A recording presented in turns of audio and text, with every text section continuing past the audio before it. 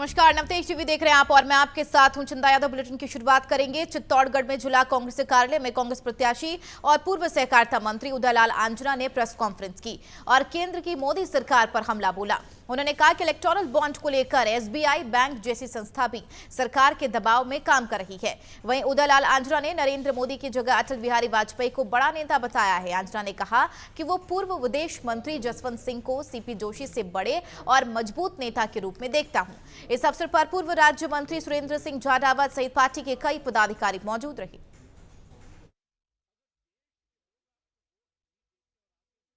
मुझे तो ठेड़ू के चेहरे ज्यादा बड़े लगते थे। किस तरह के नेता रहे हैं? क्योंकि जसवंत सिंह जी का नाम पूरे हिंदुस्तान में था, सीपी जोशी जी का नाम पूरे राजस्थान में हो सकता है, और पूरे हिंदुस्तान में तो अभी सीपी जोशी साहब का नाम आने में थोड़ा समय लगेगा। स्थानीय मुद्दे रहेंगे और बाकी जो मोदी जी गारंटी दे रहे हैं, तो मैं मोदी जी की गारंटी की तारीफ करता हूं, लेकिन पहले उन गारंटी की मांग करता हूं जो गारंटी उन्होंने 2014 में पूरी भारतवर्ष की जनता से दी थी। उस गारंटी को अभी तक पूरा क्यों नहीं किया? उस गारंटी को पूरा कर दे तो पूरा हिंदुस्तान मान लेगा कि हाँ, मोदी जी अपनी गारंटी सही तरीके से।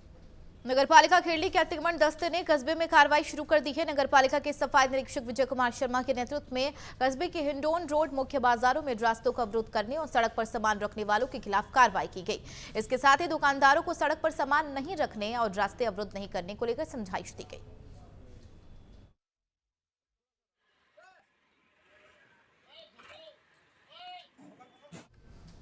यूपी के मुजफ्फरनगर में प्रथम चरण में 19 अप्रैल को चुनाव होना है, जिसके चलते जिलाधिकारी कार्यालय पर कल से ही नामांकन प्रक्रिया शुरू हो चुकी है। नामांकन प्रक्रिया आगामी 27 मार्च तक चलेगी, जिसमें सुबह 11 बजे से 3 बजे तक प्रत्याशी अपना नामांकन कर सकेंगे। एडीएम प्रशासन नरेंद्र बहादुर सिंह ने बताया कि भारत निर्वाचन आयोग के निर्देश पर नोटिफिकेशन जारी हो गया है और नॉमिनेशन की प्रक्रिया भी शुरू हो चुकी है।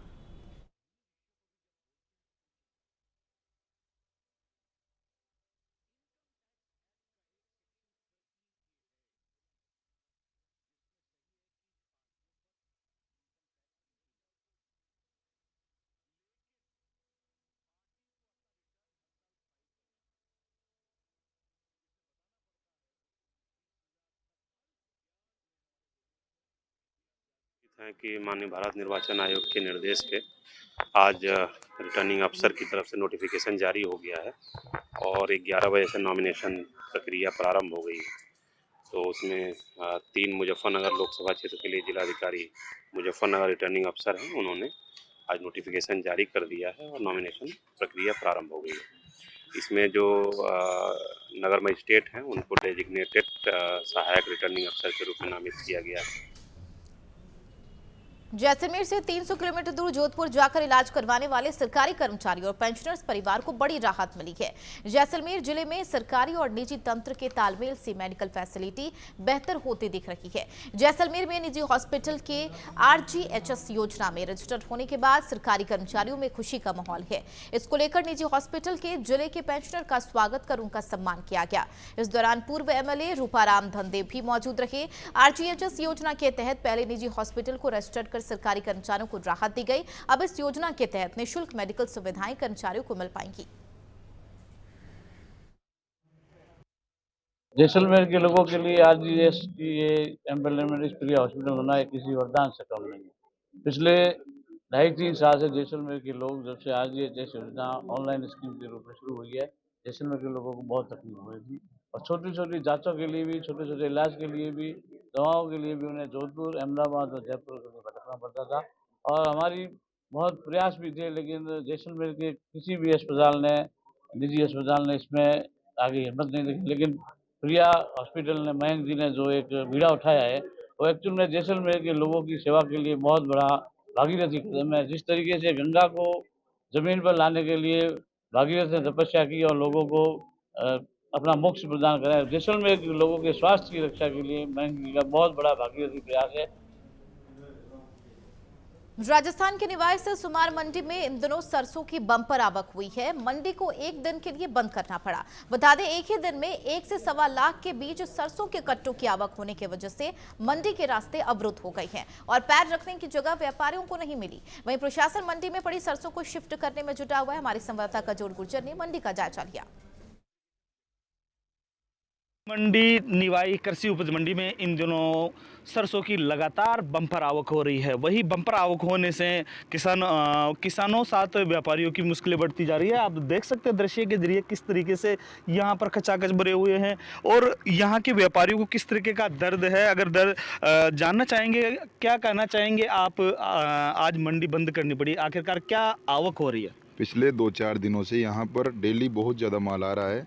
इस दुविधा की वजह से मंडी को बंद रखना पड़ा कि वो माल उठ जाए। बात करें युवा है, कितनी आवक हो रही है, किस तरीके से देखते हैं आप?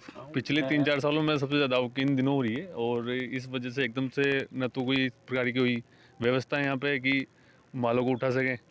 अगर ये कंटिन्यू ऐसा चलता रहा तो हो सकता है कि आगे आने वाले दिनों फिर उसे मंडियाँ बंद करनी पड़े। बिल्कुल, आगामी दिनों में मंडी बंद करना पड़े, मंडी बंद करनी पड़ी। क्या मांग आप सरकार से करना चाहिए ताकि अगले दिनों में आपको मंडी बंद नहीं करना पड़े? नहीं, प्रशासन के कोई आदमी सही रहे जो ट्रॉलियों को सही आने दें जाने दें, लेकिन इनकी कोई व्यवस्था नहीं है, कोई ध्यान नहीं देता है। खाली ट्रैक्टर खड़े रहते हैं, कोई उनको निकालने वाला नहीं है, कुछ भी व्यवस्था नहीं है। देखिए, बात करें डबल ए श्रेणी की अगर निवाई की मंडी शामिल होती है, किस तरीके से आप सरकार से मांग करना चाहेंगे कि डबल ए श्रेणी में शामिल किया जाए? इस मंडी को यहाँ से एक और बड़ी जगह ले जाया जाए। ये मंडी छोटी पड़ने लग गई अब। बिल्कुल, निवाई की मंडी है वो छोटी पड़ने लग गई है। क्या कहेंगे आज? ऐसा कुछ भी नहीं है, हो सकता है व्यवस्थाएं अगर सही ढंग से हो तो ऐसे दुगना अगर माल आ जाए तो भी एडजस्ट हो सकता है, लेकिन सुविधाएं बढ़ानी पड़ेंगी। और सुविधाएं ऐसी कोई बात, रोड वगैरह चौड़े हुए और पार्किंग वगैरह व्यवस्था हुई तो सब व्यवस्थित हो जाएगा काम। गौरव जी मौजूद है। वरुण जी क्या कहेंगे आप? जी, व्यवस्था तो हर जगह अपने हिसाब से ही बनाई जाती है, ज़्यादा कोई परेशानी नहीं है। बस हाँ, पार्किंग की अगर एक बार आपकी व्यवस्था सही हो जाए तो शायद यहाँ पे इतनी कोई प्रॉब्लम नहीं आएगी। पार्किंग की जैसे ही कोई भी ट्रैक्टर ट्रॉली आके खड़े होते हैं, वो एक साथ आके माल खाली करके वापस से अगर बाहर चल जाए तो जगह इतनी की इतनी पर्याप्त है यहाँ पर। बात करें कितने यहाँ पर कट्टों की आवक हुई है, जो कल का दृश्य था पिछले दिनों का, क्या कहेंगे उस दृश्य को लेकर आप? जी, दृश्य तो ऐसा था कि अगर आप अभी यहाँ पे खड़े हैं ना तो कल शायद आप खड़े भी नहीं रह पाते हैं, क्योंकि ये तो माल आज लिफ्ट हो चुका है।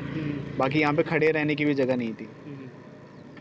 तो व्यापारियों में तो बहुत खुशी है। खुशी तो देखो होनी भी चाहिए, क्योंकि जैसा कि हमारे प्रिय उसने बताया, दोस्त ने, कि यहाँ पे पिछले 4-5 साल में पहली बार 1 लाख प्लस कट्टे की आमद कंटिन्यू बन रही है। ये बहुत अच्छी बात है हमारे लिए। बिल्कुल, लगातार सरसों की बम्पर आवक है और बम्पर आवक के साथ साथ किसानों और व्यापारियों के चेहरे खिले खिले हुए हैं। कजोड़ गुजर, नवतेज टीवी, निवाई टॉक। कोटा के विज्ञाननगर इलाके से कोचिंग से छात्रा की अपहरण कहानी का पुलिस ने पर्दाफाश कर लिया है। पुलिस अधीक्षक अमृता दुहन ने बताया कि छात्रा के एक साथी को इंदौर से डिटेन किया है। उससे पूछताछ में साथी ने बताया कि छात्रा अपने साथी के साथ विदेश जाना चाहती थी और इसी के चलते उसने अपहरण की झूठी कहानी बनाकर अपहरण की तस्वीरें पिता को भेजी और 30 लाख की डिमांड कर दी। पुलिस ने उस जगह जाकर मुआवजा भी किया जहां पर छात्रा ने फोटो खींची थी। एसपी ने बताया कि छात्रा के साथ कोई अपराध नहीं हुआ है और वह पूरे तरीके से सुरक्षित है।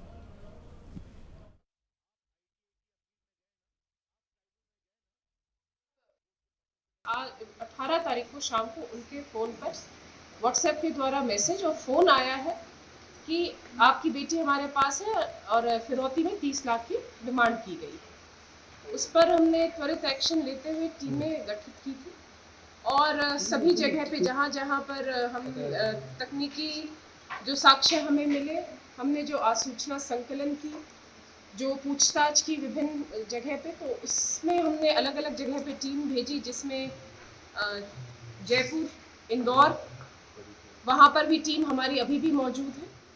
तो जो अभी तक हमने अनुसंधान किया है उसमें यही अपडेट मिली है। हमें इस तरह के साक्ष्य मिले हैं जिसमें ये सामने आता है कि बच्ची के साथ कोई भी अपराध नहीं हुआ है, कोई आपराधिक गतिविधि नहीं कारित की गई है, किसी तरह का अपहरण नहीं हुआ है। जोधपुर स्थित महामंदिर परिसर में फाग उत्सव मनाया गया। इस दौरान लोगों ने पुष्प गुलाल के साथ होली खेली और महिलाओं ने भजन कीर्तन पर जमकर नृत्य किया। इतना ही राधा कृष्ण के सजीव झांकी भी सजाई गई और लड्डू गोपाल को झूले में बैठाकर होली खेली गई। इस दौरान होली के गानों ने लोगों का मन मोह लिया।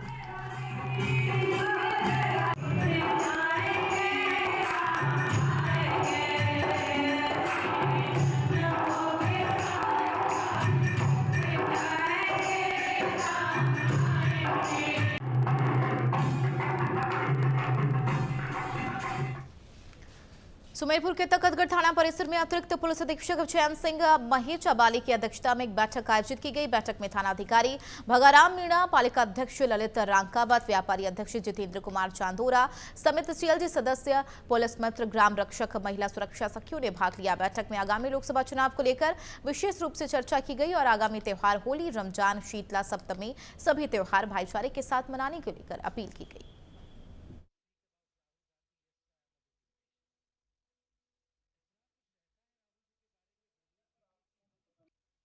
जिसमें मातृशक्ति सभी पधारे और पॉलिटिकल एक्टिविस्ट यानी जो राजनीतिक दलों के कार्यकर्ता हैं उन सब की मीटिंग थी। जिस तरह से अपन कह सकते हैं एक जन सहभागिता की मीटिंग थी। इसमें सभी वर्गों के लोगों ने भाग लिया और मुख्य मुद्दा था आने वाले त्यौहार और लोकसभा के चुनाव। आने वाले त्यौहार शांतिपूर्ण तरीके से मनाए जाएं, ये सभी लोगों ने आश्वस्त किया। यहाँ पर कानून व्यवस्था की स्थिति चुनावों के त्योहारों के संबंध में सामने कोई भी नहीं आई है। पुलिस प्रबंध अच्छा रहता है, लोग हंसी खुशी से अच्छा त्यौहार मनाते हैं, चाहे होली हो, गैर हो, शीतला अष्टमी हो या रमजान हो। सबसे अधिक वार्ता हमारी हुई आचार संहिता की पालना के बारे में और आगामी लोकसभा चुनाव को शांतिपूर्ण तरीके से करवाने के संबंध में फ्री और फेयर पोल हो, ये एंश्योर करने के लिए सबको हमने लोगों को ब्रीफ किया है। धारा 144 भी लग चुकी है, उसके बारे में भी बताया। खबर एटा से है, जहां कोतवाली नगर पुलिस ने खुद को गोली मारकर रणदीप सिंह झूठे मुकदमे में फंसाने के मामले का सनसनीखेज खुलासा किया है।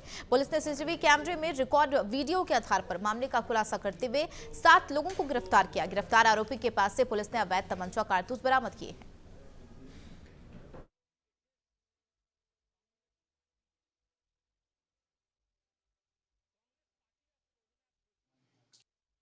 देखिए, एटा जनपद में ये पुरानी परंपरा रही है कि झूठा अभियोग पंजीकृत करा करके अपने विपक्षियों को जेल भिजवाने की साजिश हमेशा होती रही है। और इसी के तहत कोतवाली क्षेत्र में एक घटना हुई है जिसमें लड़के वहाँ पे दिखाई दे रहे हैं। तमंचा कौन दे रहा है, गोली खुद को, वह व्यक्ति आर्यन नामक व्यक्ति है जो अपने को लड़का जो खुद को गोली मार रहा है, उसको इसके साथ ही हॉस्पिटल भी ले जा रहे हैं। और उसके पिता के द्वारा 4 अपने विपक्षी गणों के विरुद्ध अभियोग पंजीकृत किया गया है। जब सीसीटीवी देखा गया तो उसमें पता चला कि ये सारे मित्र वहीं खड़े हैं और एक साजिश के तहत एक घटनाक्रम हुआ है जिसमें गोली मार करके अपने विपक्षी गण को फंसाने की कोशिश की गई है। और इस तरह से इसका पर्दाफाश हुआ कि यही शामिल थे इसमें। उधर झुंझुनू में पुलिस को बड़ी सफलता हाथ लगी है। पुलिस ने डबल मर्डर के दोनों आरोपियों को गिरफ्तार कर लिया। पुलिस अधीक्षक राजश्री ने प्रेस कॉन्फ्रेंस कर वारदात का खुलासा किया है और बताया कि पुलिस आरोपियों से पूछताछ कर रही है। बताया चले कि इसी बात को लेकर पड़ोस के युवकों ने एक बुजुर्ग दंपति की गला रेतकर हत्या कर दी थी।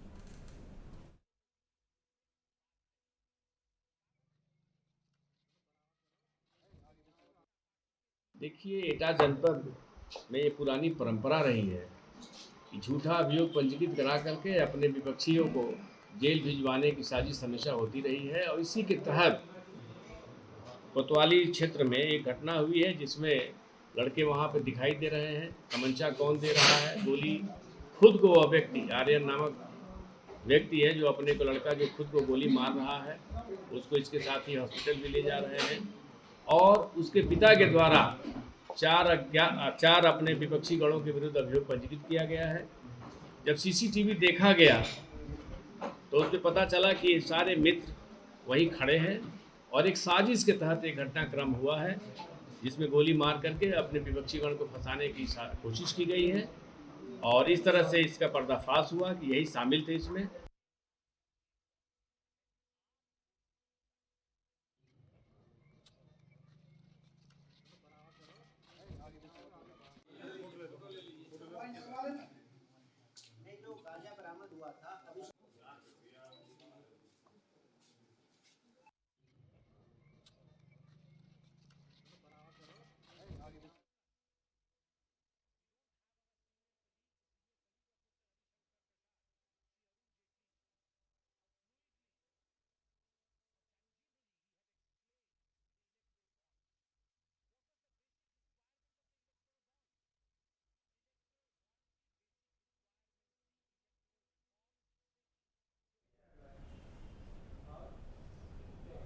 अगली खबर किशनगढ़ से है, जहां नवतेज टीवी की खबर का असर यह हुआ है कि भूमाफिया के खिलाफ पुलिस प्रशासन और नगर परिषद एक्शन मोड में आ चुका है। कल रात गांधीनगर पुलिस थाने में पार्षद रामअवतार रैदास ने ज्ञापन दिया था, जिसके बाद नगर परिषद किशनगढ़ आयुक्त ने कार्रवाई करते हुए अतिक्रमण प्रभावी एवं पटवारी को आदेश सरकारी जमीन से अतिक्रमण हटाने के आदेश दिए। पूरा मामला वार्ड नंबर 12 का बताया जा रहा है।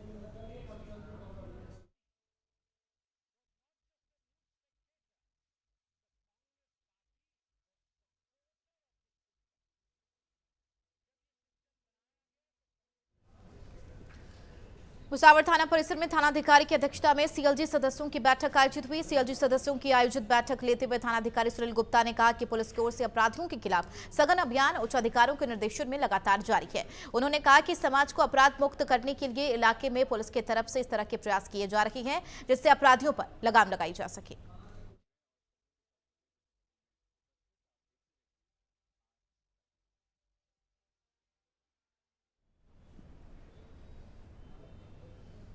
झुंझुनू जिले में मंगलवार को हुए डबल मर्डर की घटना से हर कोई सख्ते में आ गया था। जिन बुजुर्ग दंपति की हत्या हुई वो एक आरएएस के माता पिता हैं। झुंझुनू एसपी राजश्री राज वर्मा ने पूरे मामले का खुलासा करते हुए बताया कि झुंझुनू पुलिस ने 3 घंटे में ही डबल मर्डर प्रकरण के 2 आरोपियों को गिरफ्तार कर लिया। फिलहाल पूछताछ जारी है।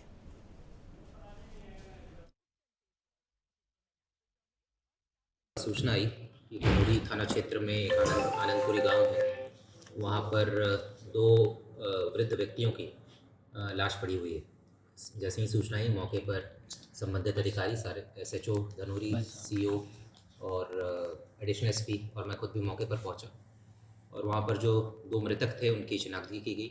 उनका नाम, जो वृद्ध पुरुष थे उनका नाम रोवत राम, उम्र 70 वर्ष, और उनकी पत्नी घोटा देवी, उम्र 68 वर्ष पाया गया।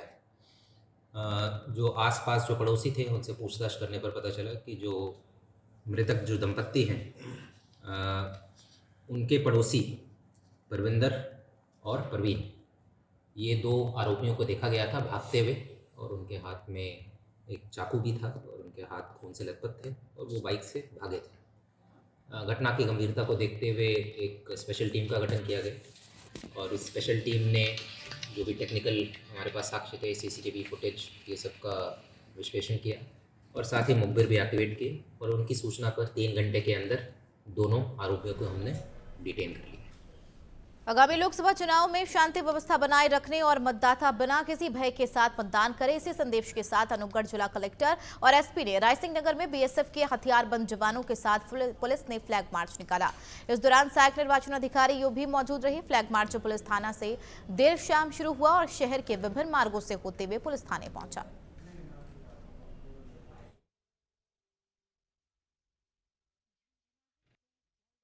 लोकसभा चुनाव आ रहे हैं, उसके मद्देनज़र क्योंकि आज नॉमिनेशन भी शुरू हो गया है, तो एरिया डोमिनेंस एक्सरसाइज की गई है, जिसमें प्रशासन और पुलिस और बीएसएफ की जो टुकड़ी हमने हुई है, सभी साथ मिलकर हमने एक्सरसाइज की है और सभी जो मतदाता हैं उनसे भी हमने बात की है। हमारा टारगेट ये है कि सभी लोग वोट करें। सबसे फर्स्ट टारगेट तो ये भय मुक्त होकर वोट करें, किसी की भी डरने से की आवश्यकता नहीं है किसी से भी, और कोई समस्या हो तो प्रशासन और पुलिस है यहीं पर है और पूरी टीम है हमारी इस बार और बहुत स्ट्रॉन्ग टीम है, तो कहीं भी किसी को डर के, कहीं किसी के भय में आने की आवश्यकता नहीं है। सभी लोग खुल के मतदान करें, किसी प्रकार का वायलेंस नहीं करे, लॉ एंड ऑर्डर की सिचुएशन नहीं क्रिएट हो, वरना हमारी टीम बहुत स्ट्रिक्ट एक्शन लेगी।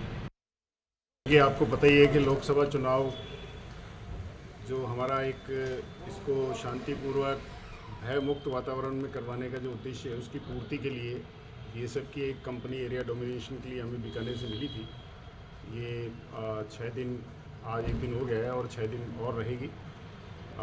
पर्पज़ यही है कि लोगों में एक ऐसा वातावरण बने, जो गरीब तबका है, ऐसे मतदाता हैं जिनको किसी भी प्रकार से प्रभावित किया जा सकता हो, प्रलोभन दिया जा सकता हो, डराया धमकाया जा सकता हो, तो उनमें एक विश्वास पैदा करना कि ऐसा कोई नहीं है जो उनको मतदान से रोक सके या उनको किसी प्रकार से प्रलोभन। प्रदेश के मंडियों में सुमार कृषि मंडी निवाई इन दिनों सरसों की इतनी बम्पर आवक हुई है कि मंडी को 1-2 दिन के लिए बंद करना पड़ा। एक ही दिन में 1 से सवा लाख के बीच सरसों के कट्टों की आवक होने की वजह से मंडी के रास्ते अवरुद्ध हो गए हैं और पैर रखने तक को जगह नहीं मिली, जिसके चलते व्यापारियों की मांग पर मंडी प्रशासन ने मंडी को बंद रखा।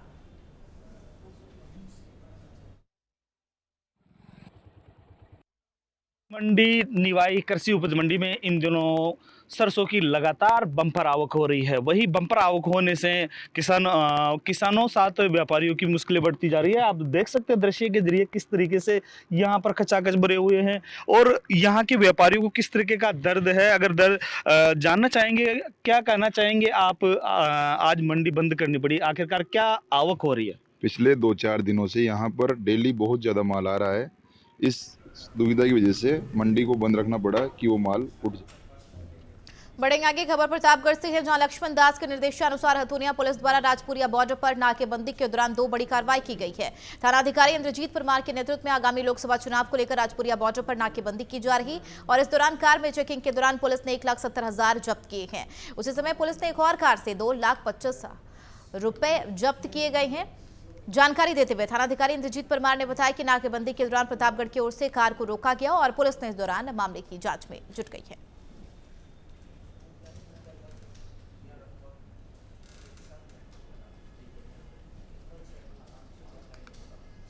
वहीं रावतसर में पुलिस ने नशे के खिलाफ बड़ी कार्रवाई की है। पुलिस ने नशा तस्करों को गिरफ्तार किया और उनके पास से 20 किलो अवैध डोडा पोस्त बरामद किया है। साथ ही आरोपियों के खिलाफ एनडीपीएस एक्ट के तहत मामला दर्ज किया गया। पुलिस ने मामले की जांच शुरू कर दी है।